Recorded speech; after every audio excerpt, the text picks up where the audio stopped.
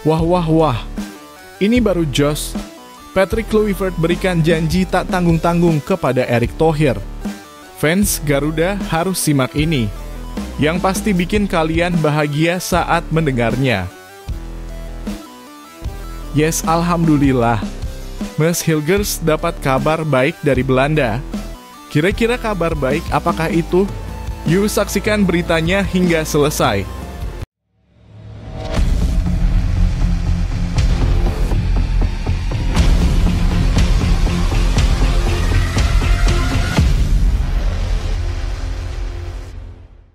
Mohon subscribe channel Timnasku Indonesia agar tidak ketinggalan informasi Timnas Indonesia.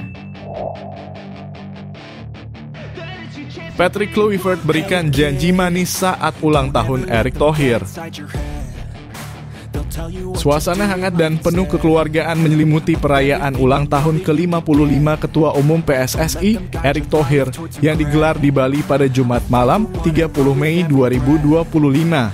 Acara tersebut bukan sekadar seremoni biasa, melainkan menjadi momen yang penuh makna bagi seluruh keluarga besar Timnas Indonesia. Tidak hanya dihadiri oleh para pemain inti seperti Marcelino Ferdinand, Pratama Arhan, Justin Hubner, hingga Tom Hyatt, tetapi juga tim pelatih termasuk sang nahkoda baru, Patrick Kluivert. Namun satu hal yang paling mencuri perhatian publik adalah janji manis yang diucapkan langsung oleh Patrick Kluivert di momen spesial tersebut. Pelatih asal Belanda itu menyampaikan sebuah komitmen yang tak main-main, menang atas Cina dan mempersembahkan 3 poin penting sebagai kado ulang tahun untuk Erick Thohir dan seluruh rakyat Indonesia. Pak Erick, selamat ulang tahun dari seluruh staf dan seluruh pemain. Hadiah kami untukmu tentunya 3 poin melawan Cina, ucap Kluivert dalam video yang diunggah Erick Thohir di Instagram. Sontak, janji tersebut menjadi sorotan publik dalam situasi krusial seperti saat ini, di mana Timnas Indonesia tengah berjuang di babak ketiga kualifikasi Piala Dunia 2026. Janji seperti itu tidak hanya menjadi pemantik semangat, tetapi juga menumbuhkan ekspektasi besar dari masyarakat. Apalagi laga melawan Cina yang akan berlangsung di Stadion Utama Gelora Bung Karno (SUGBK) pada Kamis 5 Juni 2025 menjadi penentu nasib Timnas menuju babak selanjutnya. Saat ini, Timnas Indonesia berada di peringkat keempat grup C dengan nilai 9. Kemenangan atas Cina akan sangat vital untuk membuka jalan menuju babak keempat dan terus menjaga asa lolos ke Piala Dunia 2026. Tak heran pernyataan Kluivert menjadi semacam sumpah suci yang siap diuji di hadapan puluhan ribu pendukung di GBK. Menariknya, janji ini tidak muncul dalam situasi tegang, melainkan dalam suasana santai dan penuh kegembiraan. Para pemain tampil santai dengan kemeja putih menyatu dalam momen kekeluargaan. Bahkan Marcelino Ferdinand sempat unjuk kebolehan menyanyi di atas panggung sembari menyampaikan semangat juangnya, ayo 3 poin, 6 poin, kita akan mendapatkannya. Erick Thohir sendiri tampak sangat tersentuh dan berterima kasih atas perhatian dan semangat yang diberikan oleh para pemain dan pelatih. Terima kasih, ini merupakan malam yang sangat indah. Terima kasih semuanya, ucapnya. Namun pertanyaannya sekarang, apakah janji manis Kluivert hanya sekadar lip service? Atau justru menjadi titik balik kebangkitan Garuda di level internasional? Sebagai mantan striker kelas dunia, Kluivert tentu paham arti dari sebuah janji. Tapi dunia sepak bola bukan hanya tentang kata-kata, melainkan bukti di lapangan. Cina bukan lawan sembarangan. Mereka punya pengalaman, kekuatan fisik, dan kedalaman skuad yang tidak bisa dianggap remeh. Kini sorotan tertuju pada bagaimana strategi Kluivert dalam mengatur barisan pemainnya. Apakah ia akan menurunkan formasi menyerang sejak menit awal? Siapa saja pemain kunci yang akan diturunkan? Dan yang paling penting, mampukah Timnas Indonesia benar-benar menghadirkan kemenangan yang dijanjikan itu? Bagaimana pendapat kalian tentang janji manis Patrick Kluivert ini? Apakah Anda optimis Timnas Indonesia bisa mengalahkan Cina di SUGBK? Atau justru Anda khawatir janji ini terlalu muluk? Yuk tulis pendapat kamu di kolom komentar. Apakah ini awal era baru di bawah Kluivert? Atau akan jadi pelajaran berharga soal ekspektasi dan realita? Kita tunggu aksinya di lapangan.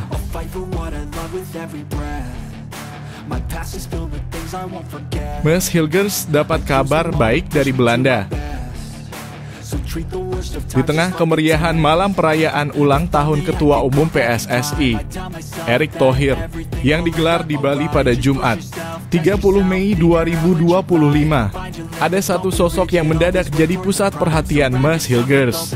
Bukan karena aksinya di lapangan, melainkan karena tingkahnya yang tak terduga saat bernyanyi dan berjoget penuh semangat membawakan lagu Gemu Fa Mire bersama Nadeo Argawinata. Aksi spontan Hilgers sontak membuat publik terhibur. Sosok bek tangguh yang biasanya tampil serius di lapangan tiba-tiba berubah menjadi bintang panggung di malam penuh kehangatan tersebut. Video tariannya viral di media sosial dengan banyak netizen yang memuji kepribadiannya yang hangat dan cepat menyatu dengan rekan-rekan di Timnas Indonesia. Namun di balik keseruan tersebut, ada kabar besar yang datang untuk Mas Hilgers dari tanah kelahirannya, Belanda. Di saat dirinya berjoget di Bali, namanya justru masuk dalam radar transfer salah satu klub terbesar di Eredivisie, PSV Eindhoven.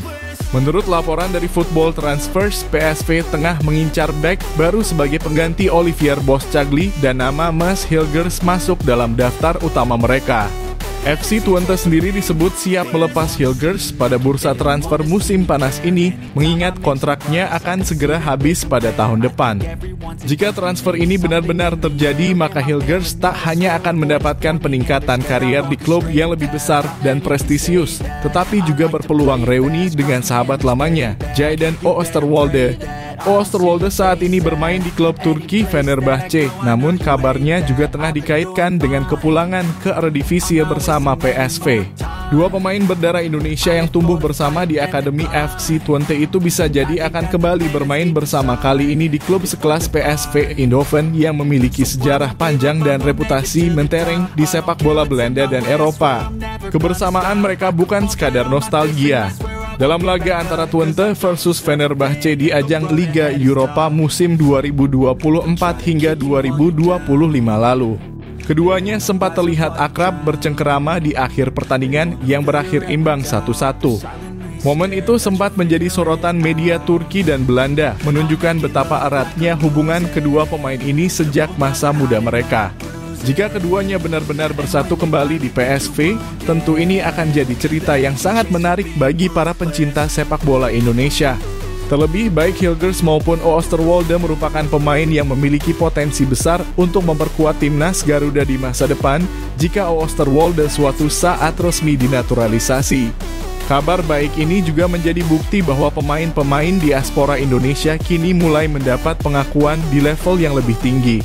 Mas Hilgers bukan lagi sekadar bek muda Twente, tapi sudah menjadi aset yang dilirik klub besar Belanda, sekaligus andalan di lini belakang Timnas Indonesia. Bagaimana menurut kalian, apakah Mas Hilgers cocok bermain di PSV Eindhoven? Apakah reuni dengan Oosterwolde bisa menjadi awal babak baru yang lebih gemilang bagi kariernya dan Timnas Indonesia? Tulis pendapat kalian di kolom komentar. Apakah kalian setuju Mas pindah ke klub yang lebih besar atau justru lebih baik tetap di Twente untuk jadi pemain utama? Dan apakah duet Hilgers-Oosterwolde layak kita impikan untuk lini belakang Garuda ke depannya?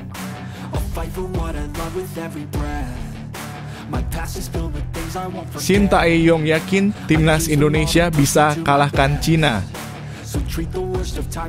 Pertandingan antara Timnas Indonesia versus Cina yang akan digelar di Stadion Utama Gelora Bung Karno SUGBK pada 5 Juni 2026 mendatang menjadi momen yang ditunggu-tunggu oleh seluruh pecinta sepak bola tanah air. Di tengah persiapan menuju putaran ketiga kualifikasi Piala Dunia 2026, ada aura optimisme yang menyelimuti skuad Garuda, terutama karena kali ini mereka akan bermain di kandang sendiri. Dengan dukungan penuh dari puluhan ribu supporter yang siap menggetarkan stadion. Bukan hanya masyarakat dan pengamat sepak bola yang merasa optimis. Bahkan mantan pelatih Timnas Indonesia, Shin Tae-yong, secara tidak langsung memberikan sinyal bahwa Cina bukanlah lawan yang harus terlalu ditakuti. Meskipun skuad Garuda sempat kalah dari Cina pada pertemuan sebelumnya di laga tandang, STY menyatakan bahwa saat itu permainan Cina pun tidak terlalu baik. Saya tidak tahu, Cina bermain sepak bola sangat buruk, ujar Shin Tae-yong seusai laga Oktober 2024 lalu. Sebuah pernyataan yang menunjukkan bahwa kualitas permainan Cina sebenarnya tidak terlalu mengancam. Dan kekalahan Indonesia lebih karena faktor internal yang bisa dibenahi. Kini timnas Indonesia datang dengan wajah baru, bukan hanya dari sisi pelatih, tapi juga komposisi pemain. Di bawah komando pelatih asal Belanda Patrick Kluivert, timnas menunjukkan peningkatan signifikan. Kemenangan dalam laga terakhir menjadi bukti nyata bahwa tim ini sedang berada dalam performa positif. Salah satu kekuatan baru yang kini dimiliki Indonesia adalah hadirnya para pemain keturunan berkualitas, terutama di lini depan. Nama Ole Romain langsung mencuri perhatian usai berhasil mencetak gol dalam 2 laga terakhir bersama timnas. Ketajamannya diyakini bisa menjadi mimpi buruk bagi lini belakang Cina yang tampak rapuh dalam beberapa pertandingan terakhir mereka. Tak bisa dipungkiri, bermain di SUGBK adalah keuntungan besar bagi timnas. Atmosfer stadion yang luar biasa, tekanan dari supporter tuan rumah, serta semangat nasionalisme yang menggelora akan menjadi pemain ke-12 yang memperkuat mentalitas para pemain Garuda. Para pengamat juga mencatat bahwa performa Cina mulai menunjukkan penurunan sejak akhir 2025 dan dalam beberapa laga uji coba mereka tampil kurang meyakinkan. Hal ini memperbesar peluang Indonesia untuk membalas kekalahan sebelumnya dan meraih poin penuh di kandang. Namun tentu saja optimisme ini tidak boleh membuat timnas lengah. Kemenangan hanya bisa diraih dengan kerja keras, kedisiplinan, dan strategi jitu dari sang pelatih. Inilah momen emas bagi Patrick Kluivert untuk membuktikan bahwa dirinya adalah sosok yang tepat dalam mengangkat prestasi Indonesia ke level dunia. Laga ini juga bisa menjadi titik balik bagi kepercayaan diri para pemain muda Indonesia yang kini mulai mendapat panggung di kompetisi internasional. Jika Indonesia mampu mengalahkan Cina, maka peluang untuk lolos ke putaran selanjutnya dalam kualifikasi Piala Dunia 2026 akan semakin terbuka lebar. Bagaimana menurut kalian? Apakah timnas Indonesia bisa menumbangkan Cina di Gelora Bung Karno? Apakah kehadiran Patrick Kluivert dan pemain keturunan seperti Ole Romain menjadi kunci kemenangan kita? Tulis pendapat kalian di kolom komentar dan beri dukungan untuk timnas Indonesia. Apakah kalian percaya Garuda bisa terbang lebih tinggi kali ini?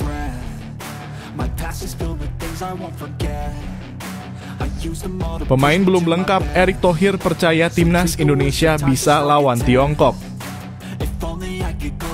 Menjelang laga krusial melawan Tiongkok dalam lanjutan kualifikasi Piala Dunia 2026, kondisi timnas Indonesia memang belum sepenuhnya ideal. Beberapa pemain kunci yang dipanggil oleh pelatih belum sepenuhnya bergabung dalam pemusatan latihan yang sudah dimulai sejak 26 Mei 2025 di Bali. Namun di tengah situasi ini, Ketua Umum PSSI, Erick Thohir menunjukkan sikap yang sangat positif dan penuh keyakinan. Ia menegaskan bahwa meskipun belum komplet, timnas Indonesia tetap siap tempur dan bisa memberikan perlawanan serius kepada tim kuat seperti Tiongkok. Nama-nama pemain yang absen bukanlah pemain sembarangan. Ada Liano Reijnders yang saat ini sedang mendampingi sang istri melahirkan di Belanda. Kemudian Kevin Dix dan Maarten Paes, 2 pemain yang tampil gemilang di kompetisi Eropa, belum bisa bergabung karena masih memiliki agenda dengan klubnya masing-masing. Bahkan Maarten Paes dipastikan tidak bisa tampil karena akumulasi kartu kuning. Begitu juga dengan Marcelino Ferdinand, pemain muda andalan Indonesia yang juga harus absen karena hal serupa. Namun meski kehilangan beberapa pemain inti, Erick Thohir tetap percaya pada kualitas skuad yang ada. Menurutnya, ini adalah bentuk kemajuan besar dari timnas Indonesia. Jika dulu tim nasional sangat bergantung pada 1-2 nama, kini setiap lini memiliki kedalaman skuad yang merata. Kalau dulu kita bicara pemain A, B, C, atau D yang cedera, sekarang ada pemain yang cedera pun kita masih tetap percaya diri, ujarnya tegas. Sikap optimistis Erick Thohir ini bukan tanpa alasan. Salah satu hal yang menambah keyakinannya adalah tren positif timnas di bawah pelatih anyar. Para pemain pelapis yang sebelumnya jarang mendapat menit bermain, kini mampu tampil percaya diri dan menunjukkan kualitas yang tak kalah dengan pemain inti. Selain itu, atmosfer pemusatan latihan di Bali juga cukup positif. Para pemain terlihat fokus, disiplin, dan bersemangat dalam menjalani setiap sesi latihan meski masih menunggu rekan-rekan mereka yang belum datang. Sementara itu untuk Kevin Dix, Erick Thohir berharap sang bek tidak mengalami cedera setelah tampil bersama FC Copenhagen di final Piala Denmark. Dix tampil di babak kedua dan bahkan mendapat peluang mencetak gol saat membawa klubnya menang 3-0 atas Silkeborg IF. Keberhasilan Copenhagen meraih 2 gelar musim ini, Piala Denmark dan juara Danish Superliga, tentu menjadi modal mental yang baik bagi Dix jika nanti bisa bergabung ke timnas. Timnas Indonesia memang tidak akan menghadapi jalan mudah. Selain Tiongkok, mereka juga harus bertemu Jepang di laga berikutnya. Namun keyakinan dari petinggi PSSI ini menjadi sinyal kuat bahwa Garuda tidak akan menyerah sebelum bertanding. Dalam sepak bola, semangat dan mentalitas juang kadang menjadi pembeda besar di lapangan. Dan itu yang kini coba dibangun oleh Erick Thohir bersama seluruh elemen timnas. Pertanyaannya sekarang, apakah timnas Indonesia benar-benar bisa mengalahkan Tiongkok meski belum turun dengan kekuatan penuh? Apakah skuad Garuda mampu membuktikan bahwa kedalaman tim mereka kini lebih kuat dari sebelumnya? Bagaimana menurut kalian Garuda fans? Apakah dengan skuad yang belum lengkap ini timnas masih bisa tampil maksimal dan meraih kemenangan atas Tiongkok? Apakah optimisme Erick Thohir cukup untuk membangkitkan semangat kalian jelang laga penting ini? Tulis pendapat kalian di kolom komentar.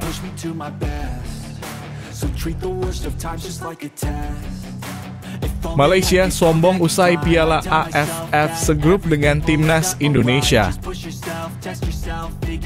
Piala AFF U20 2025 memang belum dimulai, namun tensi panas antar negara serumpun sudah mulai terasa, khususnya dari arah Malaysia. Usai drawing fase grup yang menempatkan timnas Indonesia U23 segrup dengan Malaysia, media negeri jiran seperti tak bisa menahan diri untuk mengungkit-ungkit sejarah masa lalu. Seolah ingin menunjukkan superioritas yang sebenarnya tak terlalu relevan lagi di masa sekarang. Apalagi turnamen tahun ini digelar di kandang sendiri di Stadion Utama Gelora Bung Karno (SUGBK) dan Stadion Patriot Candrabhaga. Bukannya merasa tertantang, media Malaysia justru mulai menunjukkan aroma kesombongan yang memancing reaksi publik sepak bola Indonesia. Media Malaysia seperti Makan Bola misalnya, langsung merilis artikel dengan nada tinggi berjudul "Malaysia Hadapi Tantangan dari Indonesia". Seakan mereka tengah bersiap menaklukkan tantangan besar dari sang tuan rumah. Tak hanya itu, media tersebut juga kembali mengungkit kemenangan tipis Malaysia 2-1 atas Indonesia pada fase grup Piala AFF U23 edisi 2023. Padahal jika dilihat dari hasil akhir turnamen, Malaysia hanya mampu bertengger di peringkat keempat. Sementara Indonesia melaju hingga final dan menjadi runner-up usai kalah dramatis lewat adu penalti dari Vietnam. Apakah hanya karena satu kemenangan di fase grup, Malaysia kini merasa berhak bersikap jumawa? Sikap seperti ini tentu membuat banyak supporter Indonesia menggelengkan kepala. Rasanya tak relevan jika sebuah negara terus membanggakan hasil pertandingan 2 tahun lalu hanya karena berhasil mencetak 2 gol ke gawang Garuda Muda. Padahal komposisi pemain, pelatih, hingga kekuatan tim saat ini sudah jauh berbeda. Kini timnas Indonesia U23 ditangani oleh pelatih baru asal Belanda, Gerald van den Burg, yang siap memperkenalkan gaya permainan Eropa modern ke dalam tubuh Garuda Muda. Dengan atmosfer sebagai tuan rumah serta semangat pembuktian usai kekalahan masa lalu, bukan tidak mungkin Malaysia justru akan tertekan sendiri oleh sorakan puluhan ribu supporter merah putih yang memadati stadion. Yang menarik, Makan Bola juga menyebutkan bahwa duel Indonesia versus Malaysia di Piala AFF U23 2025 akan berlangsung sengit dan ketat. Tapi ironisnya, setelah menyebut duel itu bakal seru, mereka malah membumbuinya dengan semacam kepercayaan diri berlebihan, mengandalkan nostalgia kemenangan Fergus Tierney sebagai senjata retorika. Padahal seperti kita tahu, sepak bola bukan soal masa lalu, tapi soal bagaimana tim berkembang dan tampil hari ini. Malaysia sepertinya lupa bahwa skuad Garuda Muda telah banyak belajar, bahkan mampu tampil di final edisi sebelumnya. Dengan segala kepercayaan diri yang mulai dibangun media Malaysia, muncul pertanyaan, apakah mereka benar-benar yakin timnya bisa bicara banyak di Jakarta nanti? Atau jangan-jangan ini hanya bentuk tekanan psikologis yang coba mereka bangun sejak dini karena merasa gentar menghadapi skuad muda Indonesia yang kini sedang berkembang pesat? Apalagi, Timnas Indonesia U23 juga akan tampil di kualifikasi Piala Asia U23 2026 menghadapi Korea Selatan dan tim-tim kuat lainnya. yang artinya kualitas permainan mereka akan diuji lebih dalam dan terus berkembang. Melihat fenomena ini, netizen Indonesia tentu punya banyak ruang untuk berkomentar. Apakah wajar jika Malaysia merasa percaya diri hanya karena satu kemenangan di masa lalu? Ataukah mereka justru sedang overconfidence karena tahu kali ini akan tampil di hadapan ribuan pendukung Indonesia yang fanatik? Yuk, tuliskan pendapatmu di kolom komentar. Apakah Malaysia memang mulai sombong atau ini hanya strategi perang urat saraf jelang turnamen? Kami tunggu suara kalian.